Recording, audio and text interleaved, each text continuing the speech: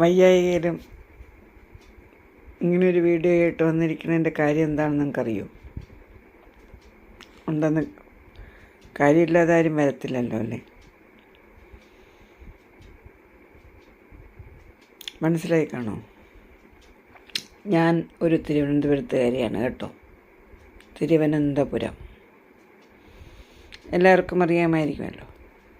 പക്ഷേ ഈ തിരുവനന്തപുരത്തിനെ ഇഷ്ടപ്പെടാത്ത, പുച്ഛിച്ച് തള്ളുന്ന കുറച്ച് കൂട്ടരുണ്ട്. കുറച്ച് കൂട്ടർ എടുത്തു പറയത്തക്കതാണെങ്കിൽ എൻ്റെ അറിവ്, എനിക്ക് നേരിട്ടുള്ള അനുഭവത്തിൻ്റെ അറിവിൽ പറഞ്ഞു തരികയാണെങ്കിൽ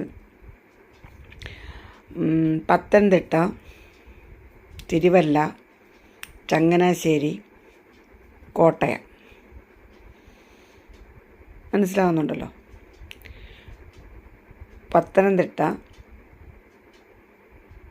തിരുവല്ല, ചങ്ങനാശ്ശേരി, കോട്ടയം, ഇത്രയും ഭാഗത്തുള്ളവർക്ക് തിരുവനന്തപുരത്തുകാർ എന്തോ ഒരു അറപ്പും, അവരുടെ ഭാഷയിൽ പറഞ്ഞ അറപ്പും വെറുപ്പുമാണ്.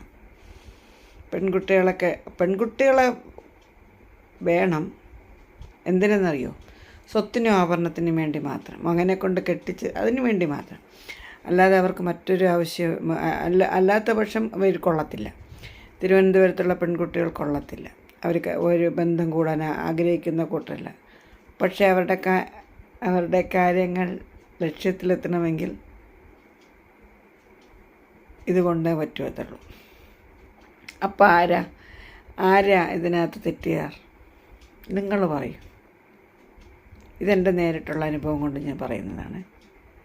ഇതിൽ 3 പെണ്ണുങ്ങളാണ്, 3 സ്ത്രീജനങ്ങളാണ് ഇത് പറയുന്നത് കേട്ടോ. 3 സ്ത്രീജനങ്ങൾ, 3 ആൺകുട്ടികളുടെ അമ്മമാർ ആണ് കേട്ടോ പറയുന്നത് കേട്ടോ. അതിൽ 2 പേരുടെ അമ്മമാർക്കുണ്ടല്ലോ പെൺകുഞ്ഞുങ്ങളെ ഇഷ്ടമേ അല്ല. അത് അവർ മുഖത്തടിച്ച മാതിരി പറഞ്ഞിട്ടുണ്ട്.